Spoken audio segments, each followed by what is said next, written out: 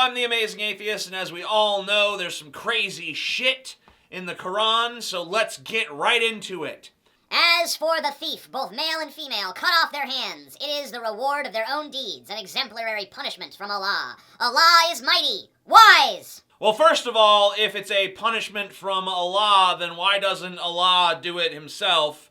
Why does he need his followers here on earth to do it in his name? I guess the thought is that they steal stuff with their hands, so cut off their hand. Maybe it was an elegant solution at the time, but it certainly hasn't stood the test of time. I don't think it has. I think that that's a barbaric punishment and, no one's to be subjected to it. I know a lot of you are probably thinking that that's too PC, and I've gone way too crazy in my liberal left-wing nut jobbery, but I just don't feel like people should have their hands cut off for stealing something. I just don't. I take a stand against that, and I'm proud that I do. Fight those who do not believe in Allah, nor in the latter day, nor do they prohibit what Allah and his messenger have prohibited, nor follow the religion of truth, out of those who have been given the book until they pay the tax in acknowledgement of superiority, and they are in a state of subjection. So this verse is basically saying that it's okay to have another religion other than Islam as long as your religion pays Islam money and you have to acknowledge the superiority of Islam. But of course, if you were truly going to acknowledge the superiority of Islam, you would convert to Islam. If you really honestly believe their religion to be superior, you would become part of it. So Islam is basically saying, okay, you can have your other beliefs, but you have to say ours are better, and you have to give us money. I mean, isn't that kind of superficial? Just saying that all people have to do is pay lip service to your religion? I mean, shouldn't it just be the money? Do they really have to give you this lip service that you know is insincere? I mean, I guess if it makes you feel better. I mean, I could probably pay someone $100 to tell me that my dick is huge. Doesn't change the facts. And all married women are forbidden unto you, save those captives whom your right hand possesses. Something that meshes very well with our modern sensibilities, because that's part of our lives, is killing our enemies and stealing their sex slaves away from them. You know, maybe some of us wish that was part of day-to-day life, but, honestly, doesn't really come up too much anymore. Maybe it still does in this region, but I think this book might have something to do with that. That when our revelations are recited to him, he saith, mere fables of the men of old, we shall brand him on the nose. Wow, nose branding. That's probably going to be the next thing. With the body alteration movement, they got the gauges in their ears and, the septum piercings and, then there's weird, I don't know what these things are called, where they cut a hole in their face so you can see their teeth and shit. But that's going to be the next thing, nose branding. All you have to do is say that Islam is just a bunch of old fables and shit, and apparently Muslims are supposed to brand your nose. So if you want a free nose branding, just walk up to a Muslim and be like, yo, Islam's a fairy tale, bitch. Here's a brand.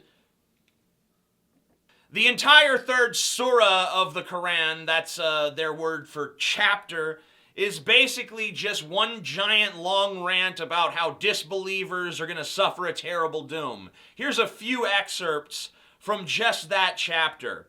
Lo, those who disbelieve the revelations of Allah, theirs will be a heavy doom. On that day, neither the riches nor the progeny of those who disbelieve will aught avail them with Allah. They will be fuel for the fire. Like Pharaoh's folk and those who were before them, they disbelieved our revelations, and so Allah seized them for their sins, and Allah is severe in punishment. Say, O Muhammad, unto those who disbelieve, you shall be overcome and gathered unto hell, an evil resting place. Whoso disbelieveth the revelations of Allah will find that, lo, Allah is swift at reckoning, and whoso seeketh as religion other than the surrender to Allah, it will not be accepted from him, and he will be a loser in the hereafter. You're a loser, disbeliever. You're a fucking loser. Look at you. You disbelieve in the tenets of Islam. You're a loser. You're gonna be a loser in the afterlife. You're a fucking loser. Fighting is prescribed for you, and ye dislike it. But it is possible that ye dislike a thing which is good for you, and that ye love a thing which is bad for you. But Allah knoweth, and ye know not. There are certain contexts where this sort of speech might be forgivable. Like if you're trying to get a group of people to stand up and fight for themselves against an antagonistic enemy who's persecuting them. Like in Seven Samurai, if you've seen that. But this is not that. This is Muhammad preaching to a group of people that he's trying to convince to form raiding parties to go off and steal goods from other people. So, not exactly a nice guy, not exactly a nice tactic. He's basically saying, yeah, I know that you guys don't want to do this. I know that on the surface this seems reprehensible and horrible, but I heard from Allah that this is fucking totally legit. And if you question Allah, you gotta fuck your shit up. Sorry, just the way things go. Personally, I'd be more lenient. I'd be more merciful. But Allah, he's a dick. We gotta do what he says. And he says, we gotta raid that caravan, steal their shit, and build me a fucking palace! Indeed, the penalty for those who wage war against Allah and his messenger, and strive upon the earth to cause corruption, is none but that they be killed or crucified, or that their hands and feet be cut off from opposite sides, or that they be exiled from the land. That is for them a disgrace in this world, and for them in the hereafter is a great punishment. So wait, if you steal something, you only get one hand cut off, but if you criticize Islam, you get crucified or you get opposite, a hand and a foot from opposite ends of your body cut off, or you get exiled from the lands, and then even after that shit's over, you die, and you're going to hell to be tortured for all time. Islam! O believers, fight the unbelievers who are near to you, and let them find in you a harshness, and know that Allah is with the God-fearing.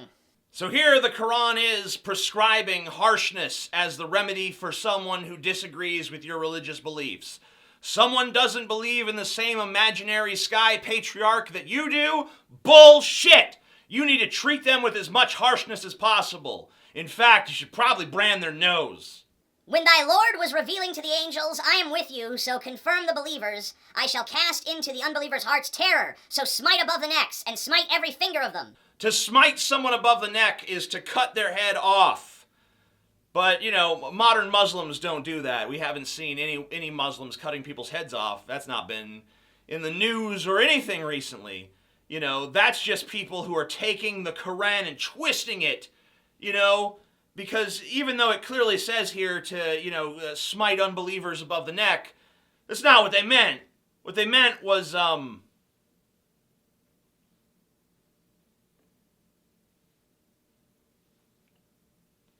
O believers, take not Jews and Christians as friends. They are friends of each other. Whoso of you makes them his friend is one of them. Allah guides not the people of the evildoers. We gotta smoke out the evildoers. Smoke them out. Yeah, so if you're a Muslim and you have Christian or Jewish friends, just know that you are in clear violation of the Quran. And that you are apparently, just by being friends with a Jew or a Christian, you have become either a Jew or a Christian, because good Muslims don't associate with those kinds of people. I've made a lot of top 10 lists.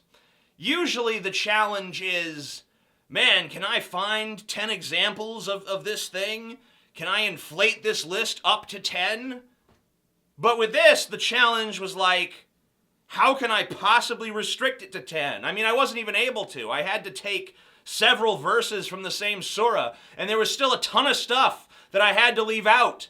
So this probably is not the only top 10 list of fucked up quotes from the Quran. You're probably going to see more, especially if this gets popular. So if you like it and you want to see more of it, give it a thumbs up and share it around. I'm the Amazing Atheist. Peace the fuck out.